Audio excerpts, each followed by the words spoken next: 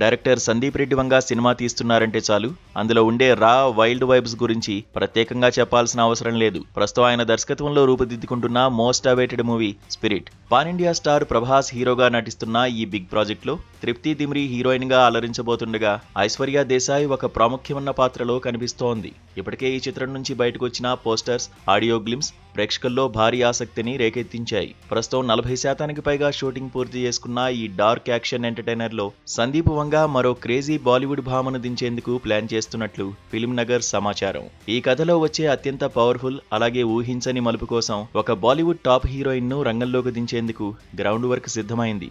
ఆ special role కోసం B-Town queen Katrina Kaif ను సంప్రదించాలని వంగ భావిస్తున్నారట.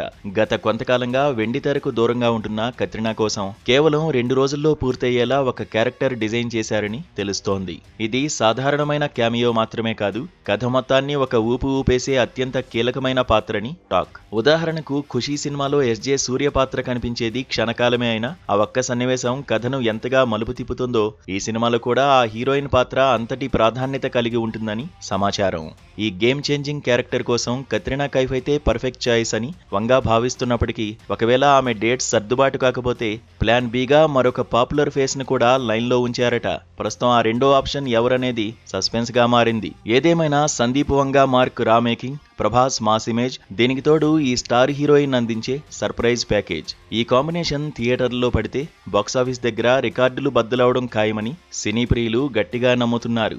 ఇంతటి సంచలనాత్మక ప్రాజెక్టులో ఆ మెరుపు పాత్రలో మెరిసే ఆ స్టార్ హీరోయిన్ ఎవరు అనే దానిపై త్వరలోనే పూర్తి స్పష్టత రానుంది. ప్రభాస్ ఖాకీ చొక్కా తొడిగి చేసే ఈ పోలీస్ యాక్షన్ వినోదంలో సందీప్ వంగ ప్లాన్ చేసిన ఈ సర్ప్రైజ్ ఎలిమెంట్ సినిమా రేంజ్ ను ఎక్కడికో తీసుకువెళ్తుందని అంచనా వేస్తున్నారు.